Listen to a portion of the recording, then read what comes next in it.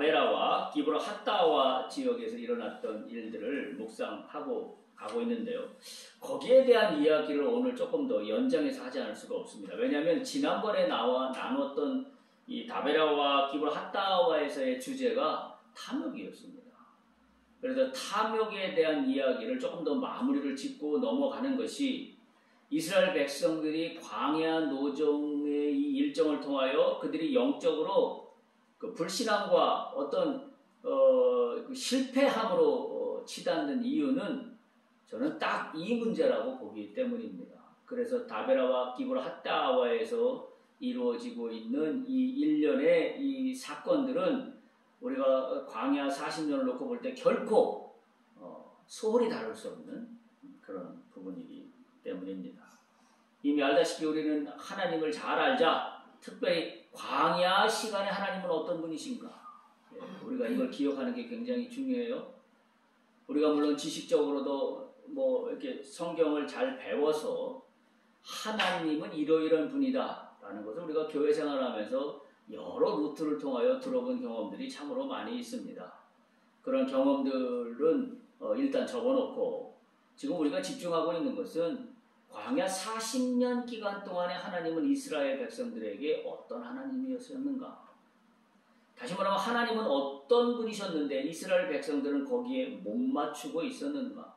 그럼에도 불구하고 하나님은 또 은혜를 베푸셔서 이스라엘 백성들을 한 지역에서 또 한 지역으로 계속 건너가게 하시는가? 우리가 그런 하나님을 알기를 원합니다. 다시 한번 기억을 되돌리면 우리가 지금까지 하나님을 아는 짓이 7가지를 했어요. 제목만 빠르게 다시 한번 기억을 살려보겠습니다.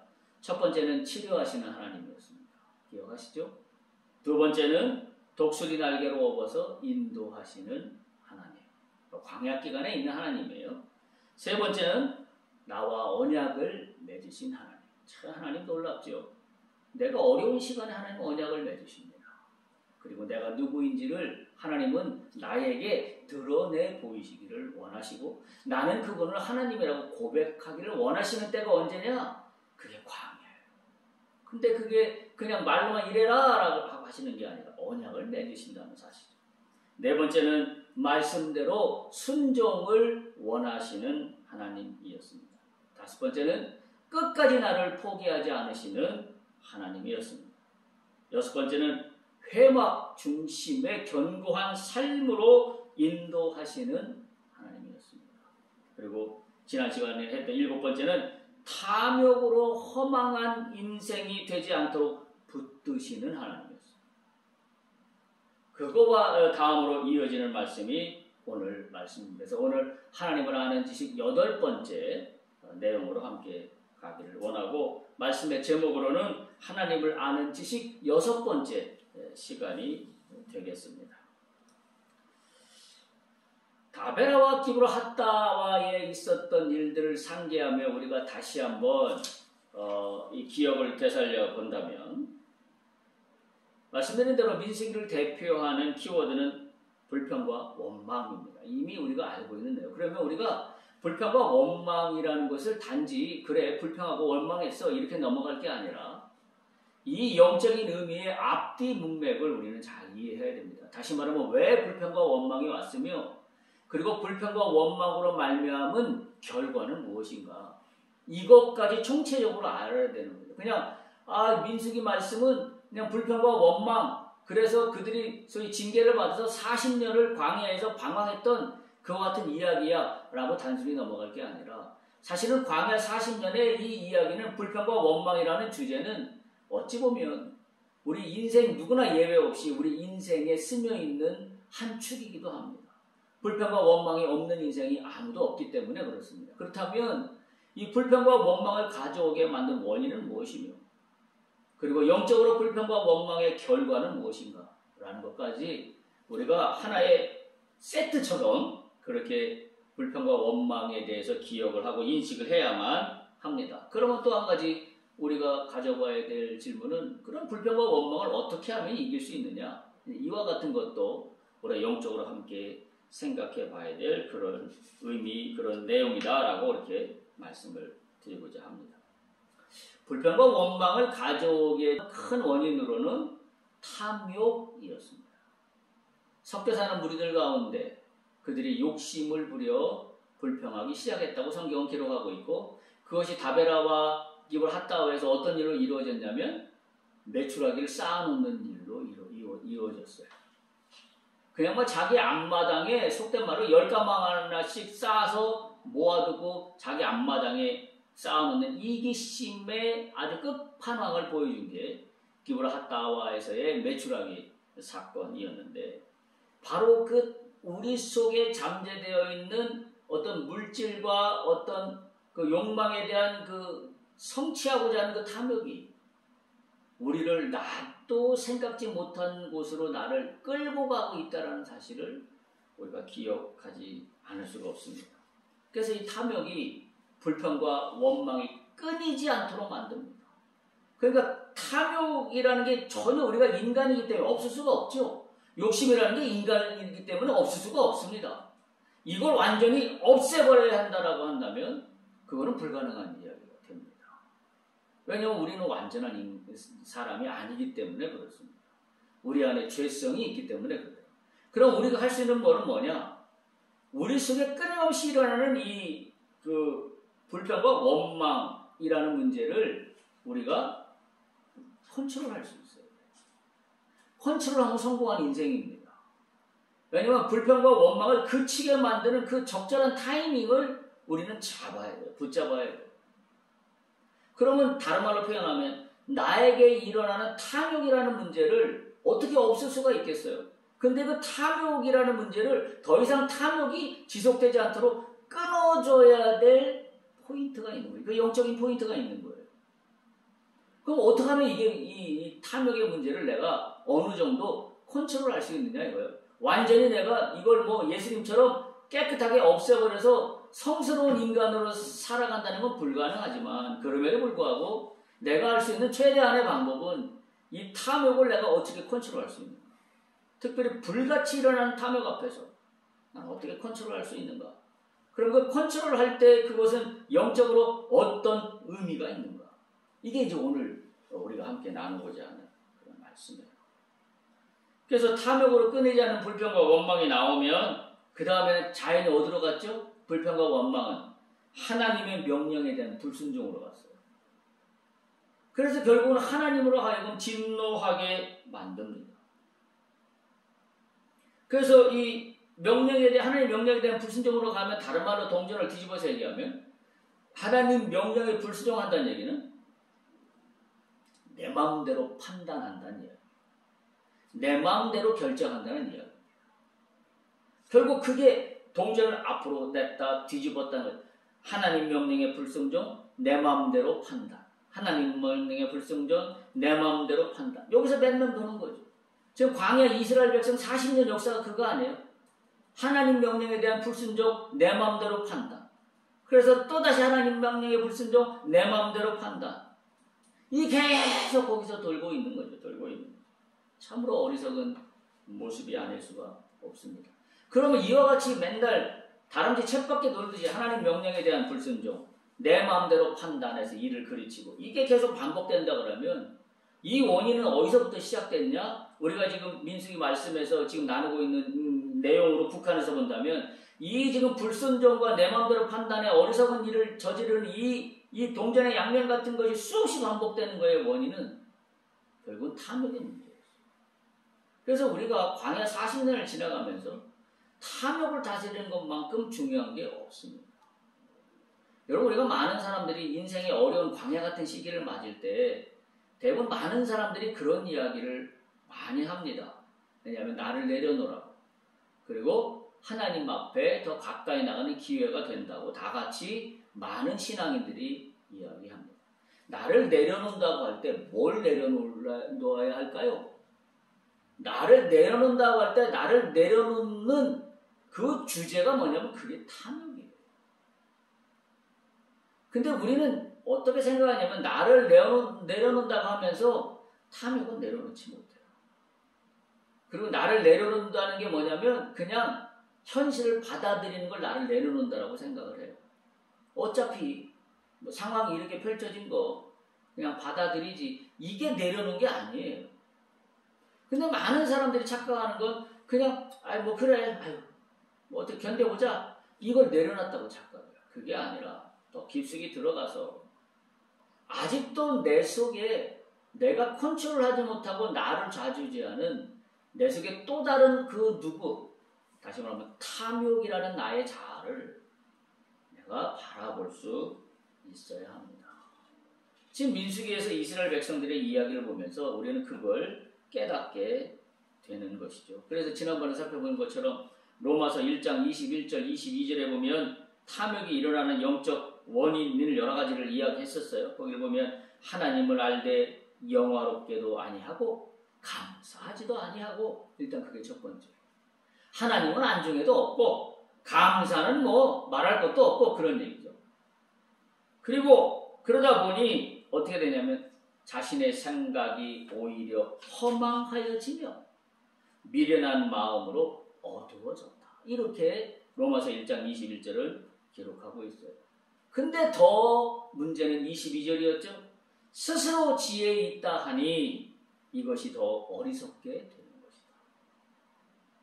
광야 기간 동안에 우리가 가질 수 있는 이 영적인 오류는 스스로 지혜에 있다라고 판단하는 영역들이 자꾸 생긴다는 거. 왜? 어려운 일을 당하다 보니 세상에 아무도 믿을 사람이 없거든요.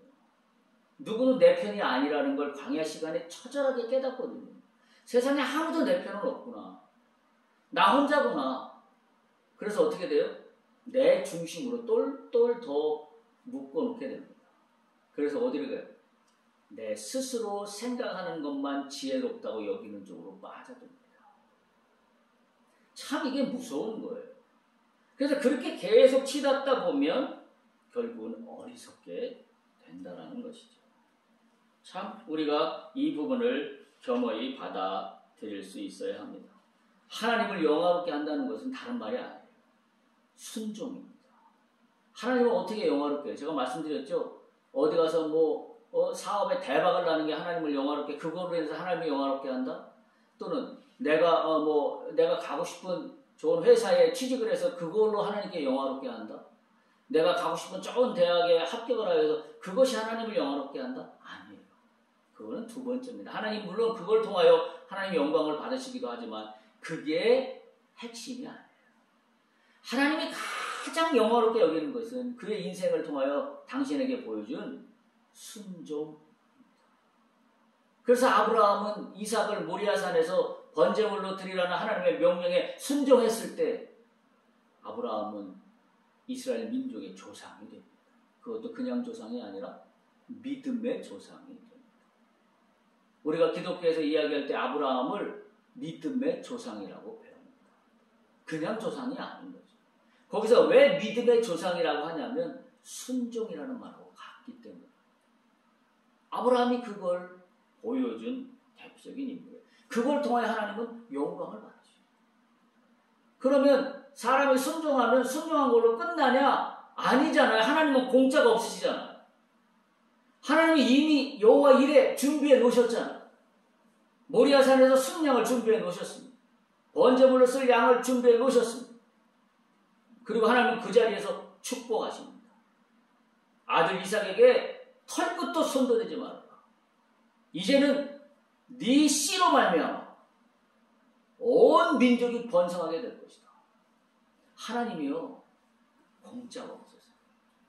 근데 그 마스터키는 뭐냐면 순종이에요. 순종하는 사람에게는 하나님은 마스터키를 열어주세요. 그러니까 우리가 영화롭게 한다는 것을 잘 생각해야 돼요. 내가 뭘 잘해서 이거는 매우 뭐라 그러죠? 초등학교 수준이, 초등학문이 그냥 이걸 잘했으니까 하나님이 영광 받으시고, 아니에요. 잘하고 잘못하는 게 핵심이 아니라 내가 하나님 앞에 순종하느냐 안 하느냐, 그게 핵심. 그게 영화롭게 하는 거예요. 두 번째는 감사하게 해야 된다고 그랬어요. 감사라는 것은 우리가 일반적으로 상식적인 감사는 상대적일 때 감사해요. 예를 들면 좋은 일이 있을 때 감사하고 슬픈 일이 있을 때는 감사를 안 하죠. 누구에게 상대방 누구에게인가 상대적으로 적용이 되는 게 감사예요. 그러나 성경에서 얘기하는 오늘 로마서에서도 얘기하고 있는 하나님을 아는데 하나님을 영화롭게도 아니하고 감사하지도 아니한다는 얘기는 상대적으로 감사한다는 의미가 아니라 절대적인 감사를 의미합니다. 그럼에도 불구하고 이랬음에도 불구하고 이럼에도 불구하고 이러한 조건임에도 불구하고 감사하는 겁니다. 따라서 이 절대적인 감사를 하지 않으면 생각은 작고 탐욕이 나를 어리석은 수준으로 끌고 어둠 속으로 들어가 버린다는 사실이에요. 스스로 지혜 있게 여긴다고 하는 것 자체가 말이 안 맞아요. 성경적으로는. 왜냐하면 거긴 내 판단이 있기 때문에. 근데 성경적으로는 뭐예요? 내 판단이 아니라 하나님 판단이잖아요. 그래서 스스로 지혜롭게 여긴다는 것 자체는 성경적으로 맞지 않는 말입니다. 그런데 많은 크리스찬들이 스스로 지혜롭게 여기는 일에 몰두합니다. 자, 그러면 이러한 탐심의 문제에 대해서 우리가 영적으로 반드시 짚고 넘어가야 될 일이 있다는 이야기죠. 바로 이 영적인 문제와 직결되는 중요한 단어가 하나 있다면 자족입니다. 오늘 우리가 신약 성경에서 읽었던 본문의 말씀들이 다 자족과 관련된 내용입니다. 먼저 디모데전서 우리가 봤던 6장 3절에서 10절을 한번 보시기 바랍니다. 디모데전서 6장 3절에서 10절을 보면 이렇게 말씀이 이어집니다. 일단 구조적으로 보면 제일 중심되는 것은 6장 3절에서 10절 사이에 제일 중심이 어디냐면 6절이에요. 6절이 중심을 이루고 있어요. 6절을 보면 이렇게 써 있어요. 자족하는 마음이 있으면 경고는 큰 이익이 된다라고 써 있습니다. 자족하는 마음이 있으면 경고는 큰 이익이 되느니라. 이게 중심 구절이에요. 디모데전서 6장 3절에서 10절까지. 자족하는 마음이 있으면 스스로 만족하고 끝난다가 아니에요. 성경은 오늘 뭐라고 가르쳤냐면 자족하는 마음이 있으면 경건에 큰 이익이 있다. 경건에 큰 이익이 있다는 건 하나님 뜻에 합한 겁니다. 더 이상 이제 말할 이유가 없어졌어요. 다 문제가 그거로 통하기 때문에 그렇습니다. 자, 그러면 6절 앞에 보면 3절에서 5절은 자족하지 못하고 경건에 이르지 못하는 영적인 원리를 설명하고 있어요. 그게 3절에서 5절이고요. 그 다음에 6절 뒤에 7절에서 10절은 우리가 자족하지 않으면 안 되는 인생의 연약함이 무엇 때문인가 라는 것을 7절에서 10절에 언급하고 있습니다. 자, 다시 한번 보면 6절은 자족은 영적으로 경건과 통하는 이야기입니다. 근데 큰 이익이 있다라고 오늘 성경은 이야기하고 있습니다. 경건은 한마디로 얘기하면 하나님의 거룩한 성품을 닮아가는 것을 경건이라고 합니다. 다시 말하면 예수님의 성품을 닮아가는 것과도 같은 말입니다. 또한 경건이라는 것은 살아계신 하나님을 믿는 믿음에서 나오는 능력입니다. 그러니까 우리가 하나님 능력을 구하죠. 하나님 능력을 구하는데 하나님 능력을 주시옵소서 해서 능력이 주어지는 게 아니라 뭐 하면 능력이 주어져요? 경건으로 나와. 그게 우리 그리스도인들의 비밀이에요. 주여 나에게 능력을 주옵소서라고 우리가 얘기하기를 좋아하는데 그 능력의 원천은 어디서 나오냐면 경건에서 나와요. 근데 그 경건의 능력은 어디에서 나온다? 자족하는 마음에서 나온다. 왜 자족하는 마음에? 탐욕을 다스리기 때문에. 탐욕을 다스리니까 그것이 곧 경건으로 이르러. 그러니까 이익이 돼요. 참 놀라운 그 어떤 영적인 그 프로세스예요. 근데 우리는 경건을 빼요. 그리고 나서 이익만 생각합니다. 능력만 생각합니다. 다시 기억하세요. 경건이란 뭐냐? 살아계신 하나님을 믿는 믿음에서 나오는 능력, 그리고 그거의 실제를 말하는 게 경건이다. 이렇게 이야기하면 됩니다. 따라서 자족이라는 의미는 단순히 스스로 만족한다, 스스로 받아들였다, 이런 거의 의미를 훨씬 뛰어넘는 영적인 능력입니다. 할렐루야. 경건은, 자족은 영적인 능력입니다. 능력이에요.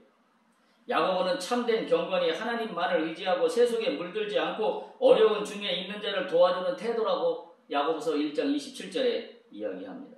또 경건한 자는 하나님의 말씀을 받아들이고 봉사하고 구제하고 기도하는 삶을 산다라고 성경 여러 군데에서 말씀하고 있습니다. 또 경건하면 말을 조심하고 하나님 뜻을 행하고 살게 되는 사람이다. 하나님의 나를 사모하는 사람이다 라고 베드로후서 3장 11, 12절에 이야기하고 있습니다. 바울은 뭐라고 이야기하고 있냐면 망령되고 헛된 말을 버리고 경건에 이르기를 연습하며 경건을 쫓으라고 권면하고 있습니다. 왜? 경건의 능력이기 때문에. 우리는 이 세상을 무슨 힘으로 이길까? 주여 문제를 놓고 이 문제를 풀어주옵소서, 문제 자체를 놓고 풀어주옵소서라고 하면 그 문제가 풀어지는 일도 있어요. 그러나 저의 영적인 체험들을 쭉 돌이켜보면 문제가 풀어질 때는 그 문제를 놓고 기도할 때보다도 가장 지름길이고 정확한 관역을 통과하는 핵심 키워드는 경건이에요. 내가 문제가 있죠. 문제를 풀고 싶어요. 어떻게 해야 돼요? 나의 모든 생활과 나의 모든 생각을 하나님 중심으로 경건함으로 집중하면 돼요. 그러면 이쪽에 옆에 있던 문제, 나는 이 문제를 놓고 기도하지도 않았는데 이 문제가 해결돼 버리고 맙니다. 놀라운 일이에요. 여러분도 아마 경험하신 일이 있으실 거예요. 나는 이 문제가 지금 답답한데 기도를 하다 보니 하나님이 나를 경건으로 인도하셔요. 그래서 경건에 집중하고 여기는 신경도 안 썼는데 경건에 집중했더니 이 문제가 해결돼 버렸어요. 정말 소름 끼치는 일입니다. 이 말씀이 제대로 실제 상황으로 나타나게 된다는 사실이에요. 여러분 마태복음 23장 25절 26절에 보면 예수님이 바리새인들 보고 이렇게 이야기합니다. 마태복음 23장 25절에 보면 이렇게 예수님 말씀하세요. 화 있을진저 외식하는 서기관들과 바리새인들이요 라고 이야기를 시작해요. 그러면서 잔과 대접의 겉은 깨끗이 하되 그 안에는 탐욕과 방탕으로 가득하게 하는다. 안은 썩어 있는데 겉만 반짝반짝하고. 근데 많은 사람들은 겉만 반짝반짝한 것밖에 보지 못하는데 예수님은 안이 썩은 것을 보고 계십니다. 내가 겉으로는 교회생활 잘하며 신앙생활 잘하며 믿음이 좋은 것처럼 반짝반짝하지만 하나님은 뭘 보신다고요? 우리의 중심을 보시는 하나님이세요. 내 안에 썩어 문드러질 탐욕과 이기심과 허영심을 하나님은 보고 계셔요.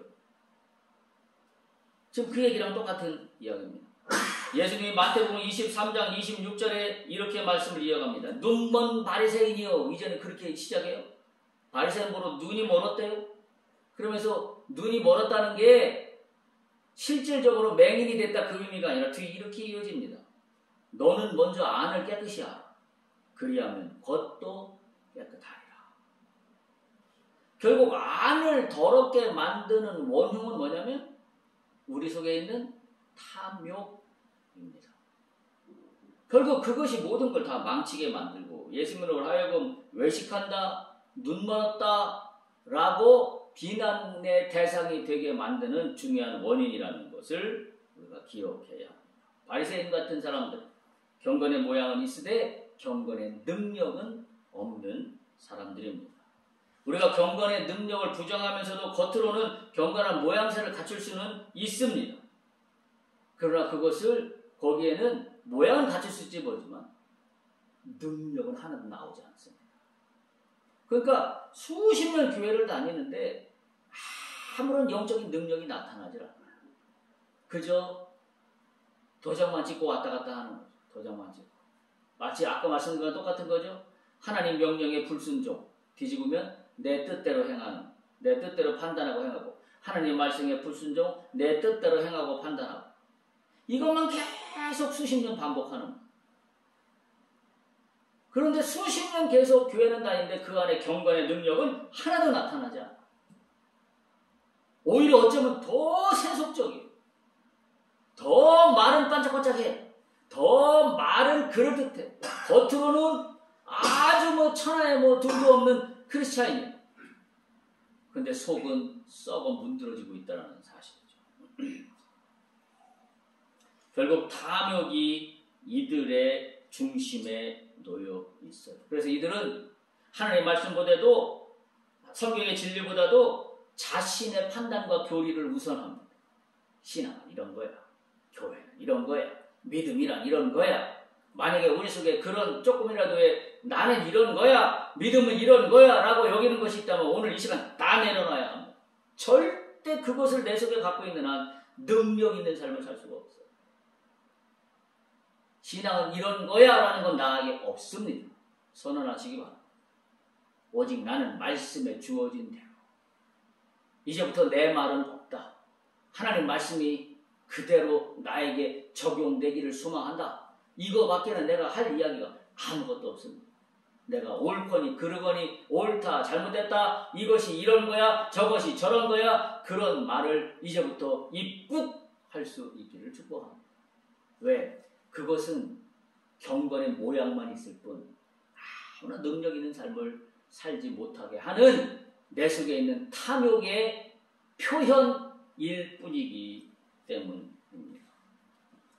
그래서 겉으로는 하나님을 말하지만 속으로는 자신의 욕심을 따라 경건의 모양만 뒤집어 쓰고 있는 것 같습니다.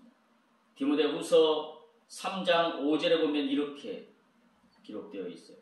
경건의 모양은 있으나 경건의 능력은 부인하니 이 같은 자들에게서 네가 돌아서라 라고 권면합니다.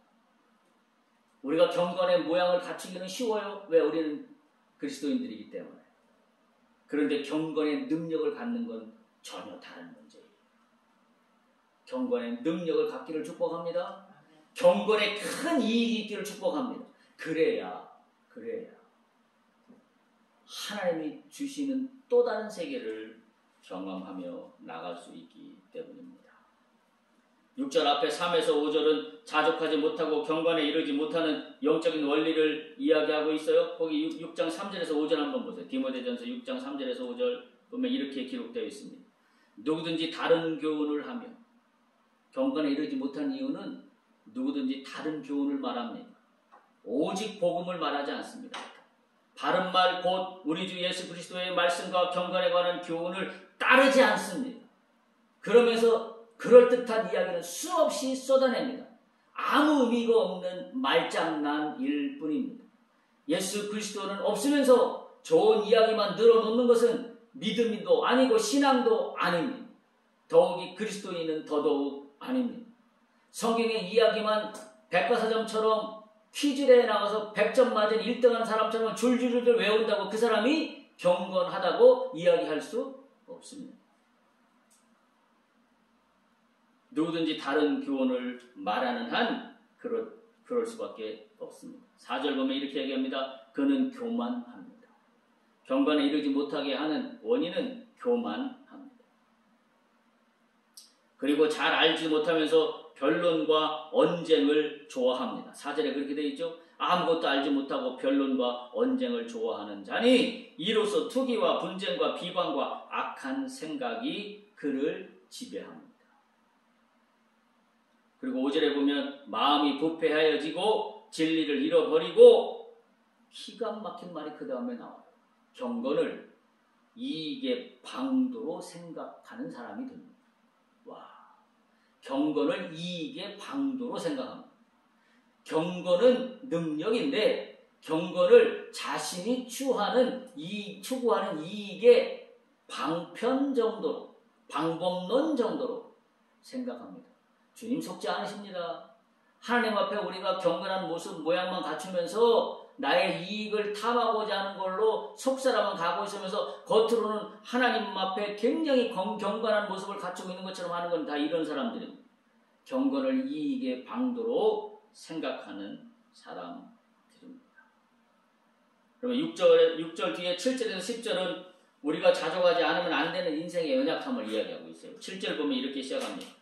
우리가 세상에 아무것도 가지고 온 것이 없음에 아무것도 가지고 가지 못하리니 그런데도 우리가 죽는 날까지 끝까지 부여잡고 놓지 못하는 인생을 사는 사람들이 주변에 얼마나 많은지 알 수가 없습니다. 그게 뭐라고? 그걸 못 놓고 그리고 끝까지 자신이 모든 것을 관리하겠노라고 이야기합니다. 우리 주변에 굉장히 많아요. 소위 말해서 개인적으로는 그런 분들이 다 교회 장로님이고 권사님이고 집사님이고 겉으로 볼 때는 굉장히 경건해요. 왜냐하면 뭐만 있으면 예배적인 의식을 치르기를 좋아하고요. 하나님 이야기하기 좋아하고요. 뭔가 다른 사람하고 이야기하다 보면 굉장히 신앙이 좋은 사람처럼. 왜? 겉에 타이틀도 직분을 하나씩 가지고 있잖아요. 그리고 맨날 주일날 되면 성경책을 끼고 교회를 가잖아요. 다른 사람들이 볼 때는 굉장히 큰 어떤 경건한 모습을 가지고 있는 사람들인데 끝까지 자신의 것을 놓지 못하며 끝까지 자신의 주장을 놓지 못하는 한 그 사람은 경건한 사람이 아니에요. 경건이 곧 능력이 된다라는 그 어마어마한 하나님의 진리를 전혀 모르는 사람이에요. 내가 부둥켜 안고 부여잡고 있는 것이 나의 능력이 된다고 생각하고 있는 사람입니다. 그 사람이 어떻게 경건한 사람이에요? 근데 우리 주변에 그런 사람들이 너무 많아요. 물론 우리 자신도 예외는 우리가 일생을 살아가면서 그거 한 가지 꼭 경험했으면 좋겠어요. 경건의 능력을 체험하는 우리 모두가 되길 축복합니다. 그래서 내가 부여잡았을 보다도 훨씬 더 큰 능력이 경건으로 말미암아 하나님으로부터 주어지는 은혜가 우리 가운데 있기를 간절히 소망합니다. 그래서 8절에 보면 우리가 먹을 것과 입을 것이 있은즉 족한 줄로 알 것이라. 족한 줄로 알 것이라. 부활이 하는 자들은 시온과 올모와 여러 가지 어리석고 해로운 욕심에 떨어지나니 곧 사람으로 파멸과 멸망에 빠지게 하는 것이라. 돈을 사랑함이 일만 악의 뿌리가 되나니 이것을 탐내는 자들은 미혹을 받아 믿음에서 떠나 많은 근심으로써 자기를 찔렀더라. 결국은 자기가 경건한 모양만 갖고 자기 능력으로 부둥켜 안고 있는 한 그 모양이 자기를 찌르는 일이 돼버리고 맙니다. 그래서 바울은 이렇게 이야기합니다. 빌립보서 4장 11절에서 13절로 보시기 바랍니다. 빌립보서 4장 11절에서 13절 우리가 오늘 본문으로 삼고 있는 세 번째 본문인데 거기서 매우 중요한 단어가 하나가 나옵니다. 물론 자족이에요. 자족에 대해서 이야기하고 있습니다. 11절 보면 내가 궁핍함으로 말하는 것도 아니고 어떠한 형편에든지 나는 자족하기를 배웠다. 중심 단어는 자족입니다. 자, 그런데 이 자족을 설명하는 중요한 단어가 12절에 나와요. 맨 마지막에 있습니다. 일체의 비결입니다. 다시 말하면 이런 겁니다. 요 때는 자족하고 저 때는 자족하지 못하고 이게 아니라 일체입니다. 토탈 패키지입니다. 그래서 앞에 설명하고 있어요. 12절 보면 나는 비천할 때나 비천에 처할 줄도 알고 내가 풍부할 때나 풍부에 처할 줄도 알고 또 모든 일 곧 배부름과 배고픔과 풍부와 궁핍에도 처할 줄 아는 일체의 비결을 배웠다. 여기서 핵심 단어가 일체의 비결입니다. 다시 말하면 나는 비천에 처할 줄도 알고 그래 이건 내가 그냥 받아줘. 왜? 내가 지금 광야 가운데 있으니까 요거 하나는 받아줘 라고 하고 나머지 풍부에 처하는 건 뭐 당연히 좋으니까 좋은 거고 배부름, 배고픔, 궁핍 이거 어느 하나라도 내가 자족하지 못한다 그러면 그건 자족한 게 아니에요. 여기서 일체의 비결이라는 것은 토탈 패키지입니다. 우리에게 상황이 10개가 있는데 한두 개는 내가 그래 자족해. 내가 이건 그냥 받아들여 수긍해. 나머지 몇 개는 못 받아들여. 여전히 내 안에서 꿈틀거리는 탐욕에 사로잡혀 있어. 그럼 그건 뭐예요? 일체 비결을 갖고 있는 자족이 아니에요. 그건 자족한다고 이야기할 수가 없습니다. 십계명 이야기하고 똑같은 거예요. 십계명 우리가 계명이 10개가 주어졌죠. 영적으로 신학적으로 이런 질문을 하는 사람들이 많아요. 십계명 중에 10개의 계명이 있는데 9개를 지키고 한 개를 안 지키면 그건 9개 지킨 겁니까? 신학적으로 분명하게 이야기해요. 하나도 안 지킨 거와 똑같습니다. 그게 십계명의 원리예요. 1계명에서 10개의 계명, 10가지 계명이 있는데 뭐는 지키고 뭐는 못 지키고 그럼 못 지킨 겁니다. 여기서 자족이라는 것도 똑같은 개념이에요. 뭐는 자족하고 뭐는 불평과 원망이 여전히 남아있다면 그건 자족하지 않는 거예요. 자족하지 않으면 뭘 잃어버려요? 경건을 잃어버려요. 경건을 잃어버리면 뭐가 안 나와요? 능력이 안 나와요. 이게 어마어마한 거예요. 바울은 지금 이 일체의 비결을 배웠다라고 하고 그러면서 13절에 보면 내가 능력 주시는 자 안에서 내가 모든 것을 할 수 있느니라 이렇게 선언합니다. 바울이 우리가 이 구절 굉장히 많이 좋아하죠. 이 구절 하나만 딱 따다가 크리스찬들이 내게 능력 주시는 자 안에서 내가 모든 것을 할 수 있느니라 할 수 있다. 지금 이 구절을 보면 어떤 거예요? 내가 능력 주시는 자에서 내가 모든 걸 할 수 있다는 얘기는 뭐예요? 내가 자족할 수 있다는 거예요. 내가 배고플 때도 자족할 수 있다는 거예요. 내가 궁핍한 자리에 있을 때도 자족할 수 있다는 거예요. 왜?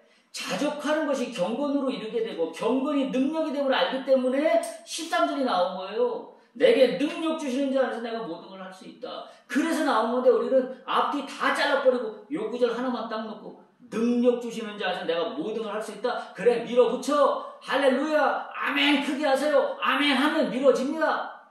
이 무슨 개똥 같은 이 신학입니까 이게. 우리가 너무나 잘못 배우고 있는 부분이에요. 오히려 능력은 뭐가 되는 거예요? 날 내려놓는. 뭘로 내려놔요? 자족함으로 나가는 거예요. 그때 우리는 그 비밀을 알아요.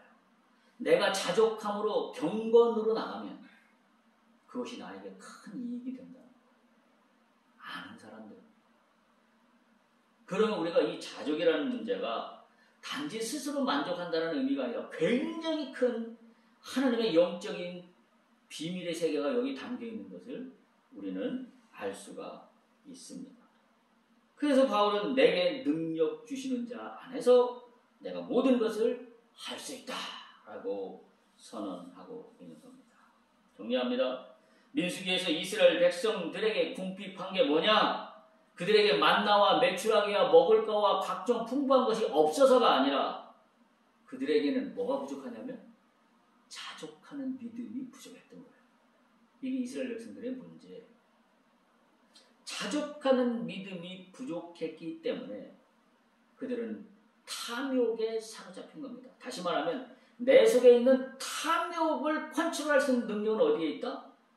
자족하는 믿음을 회복하는 거예요. 자족하는 믿음을 회복하려면 어디로 나가야 돼? 경건으로 나가야 돼. 그러면 이 문제가 풀어지게 된다는 거예요. 하나님의 능력을 매일 만나면서도 불구하고 이스라엘 백성들은 자신들에게 능력 주시는 하나님 안에서 모든 것을 할 수 있다는 믿음이 없었어요. 참 아이러니하죠. 매일 부른 기둥과 불기둥 만나와 메추라기를 보고 체험하면서도 불구하고 어려움을 조금만 당하면 또 꼬꾸라지고 맙니다. 거기서 자족하며 나갔다면 아마 이스라엘 백성들은 40년이 아니라 보름 만에 가나안 땅에 들어갔을 거예요. 1세대도 다 살아서 들어갔을 겁니다. 이들은 어마어마한 영적인 비밀을 놓치고 있었다라는 사실입니다. 이스라엘의 문제는 자족할 줄 모르는 믿음의 문제예요. 우리는 어떠한가요? 우리도 이스라엘 백성들하고는 좀 다른가요? 나 스스로에게 생각해보는 시간이 되기를 바랍니다. 따라서 오늘 우리가 말씀드리고자 하는 하나님을 아는 지식 8번째는 뭐냐면 자족의 은혜로 경건의 능력을 부어주시는 하나님입니다. 다시 한번 하나님을 아는 지식 8번째는 자족의 은혜로 경건의 능력을 부으시는 하나님. 이게 우리가 깨닫는 하나님입니다. 자족은 조금만 만족하게 하고 나머지를 포기하는 것을 의미하지 않습니다. 오히려 자족은 내가 다 주 앞에 맡기고 경건으로 나가면 큰 능력이 된다는 것, 그 비밀의 문인 것을 우리는 깨닫게 됩니다. 자족의 은혜로 영적 능력을 힘입기를 인도하시는 하나님이 나의 하나님이다 라는 것을 기억하시고 경건의 능력을 부으시는 하나님을 붙잡아 자족함으로 불평을 컨트롤하며 우리의 인생을 하나님과 더불어 아름답게 메꿔갈 수 있기를 간절히 축복합니다. 이 광야 시간을 넉넉히 이겨나갈 수 있기를 축복합니다. 할렐루야.